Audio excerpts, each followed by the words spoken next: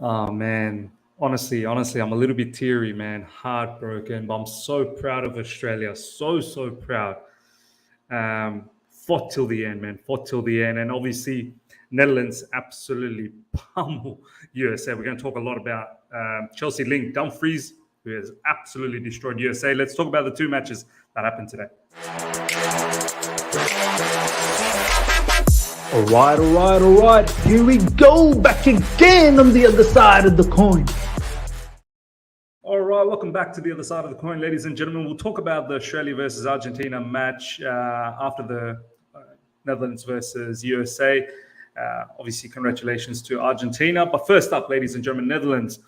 I don't know, for some reason, I felt there was going to be an upset brewing in that match. I actually didn't expect an upset in the Australia match. I hoped for it, but didn't expect it. I actually expected an upset against Netherlands. I thought USA would do something, do a madness, but my days, oh my days. Netherlands were not just a level, maybe 3-4 levels above. Like, they were scintillatingly good, man.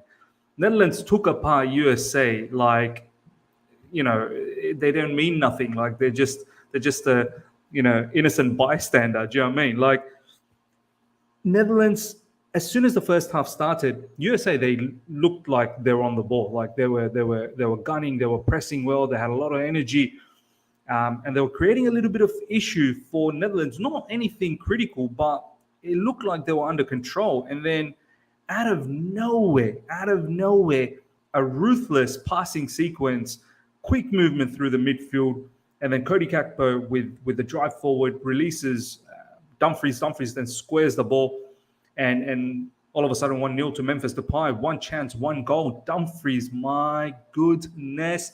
To all the people that think, oh, Miz, it's a bit reactionary to talk about Dumfries straight after a game against USA for him to come to Chelsea Football Club. My man, honestly, if you think it's reactionary, I've been talking about Dumfries since last summer, since we've been linked with Denzel Dumfries, since there's been, Lukaku thinking about going back to Inter Milan, and all the different players that were touted to possibly come as a swap deal. Dumfries was one of them, along with many other players that Inter Milan, they put out as per the rumors.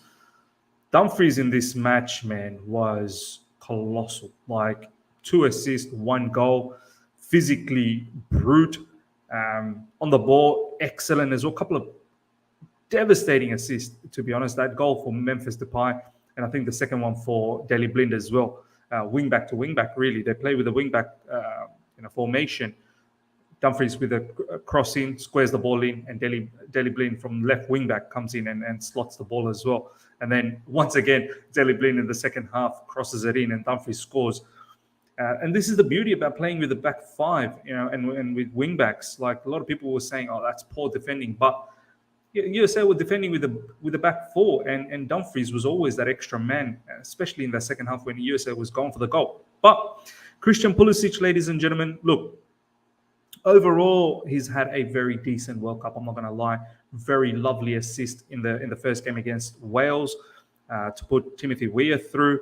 In the second game against England, I thought he was probably the most threatening for USA, and USA probably could have got something out of that match. And then against Iran, obviously, that winning goal and that mentality, that desire to continue on even when you were injured. Obviously, eventually enough, he was taken off. In this game, he had a glamorous chance in the first few minutes.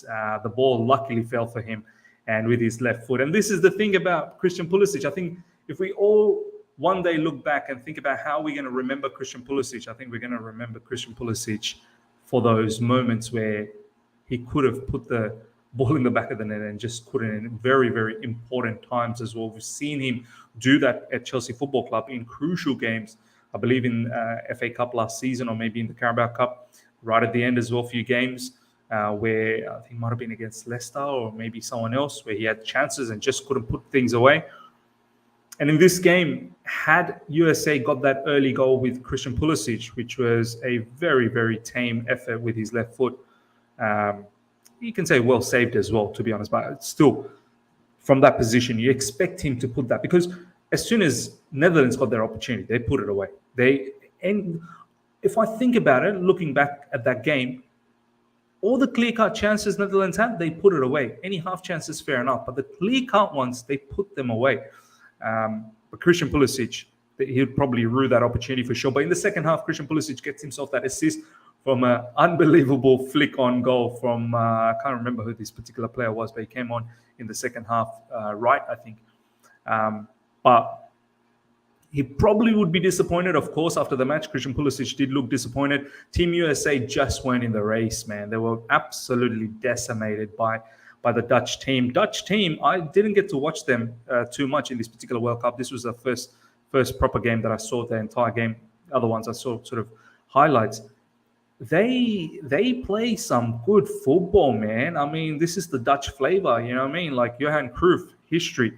Like, the way they move the ball around so quickly through midfield and the counterattacks are with blistering pace.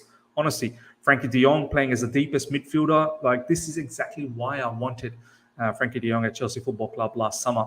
Obviously, he didn't want to come, so it's not really a fault of Chelsea Football Club. It's really up to him. He didn't want to leave. But to all the people that sort of doubted, can he play as the deepest midfielder? 100% he can. 100%. It's a different style. It's not like he can't defend. He can defend as well, but it's with the ball. You want to be able to control, and that's what he did. Cody Gakpo looked really good. There's been some recent rumors with Chelsea as well, but I think he's Man United bound.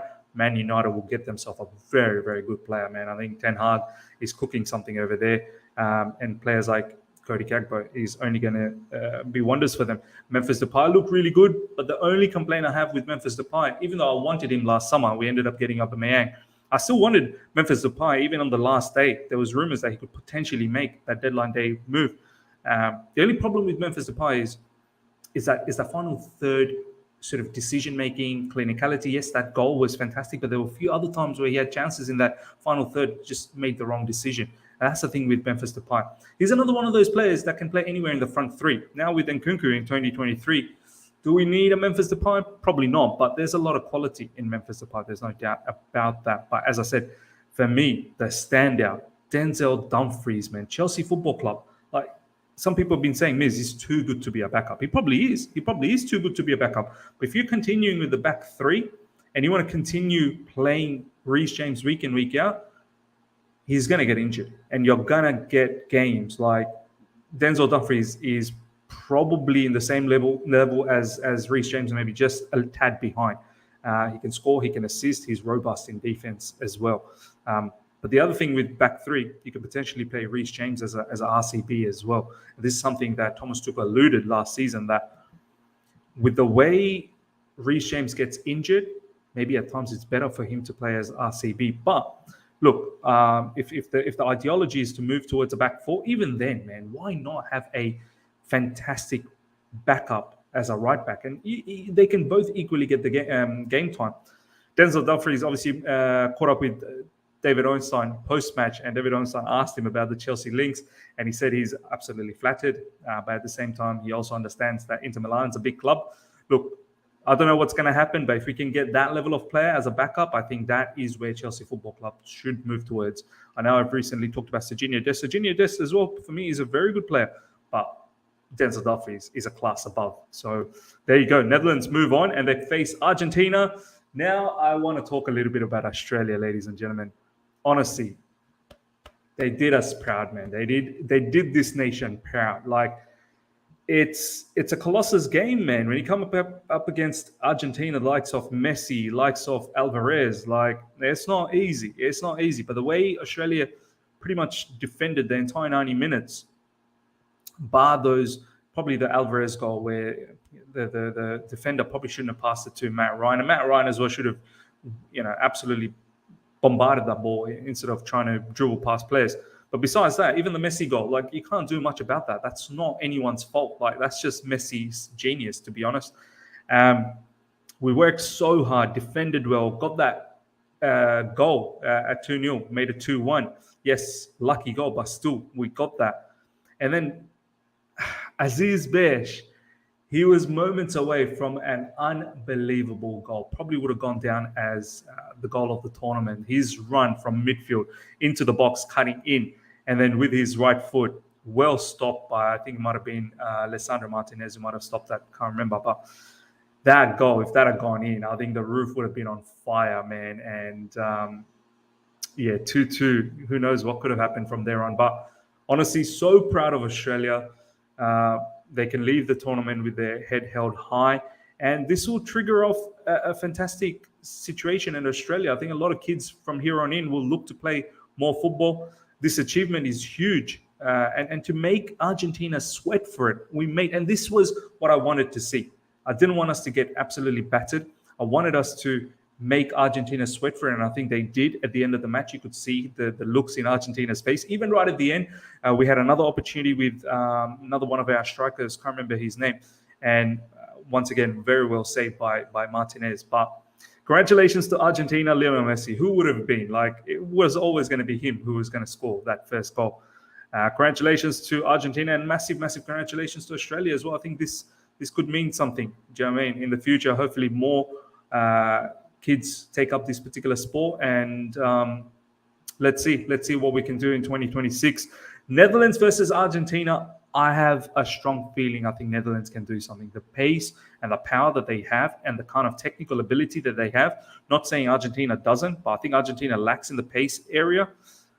They could be in trouble. Ladies and gentlemen, let me know what you thought about today's game, the two matches that has happened. I would really like to know about Denzel Dumfries from you. He was sensational, absolutely sensational. Smash the like button if you've enjoyed this. If you're here for the first time, subscribe. Hit the bell notification to stay in touch with all my content. Until next time, see you.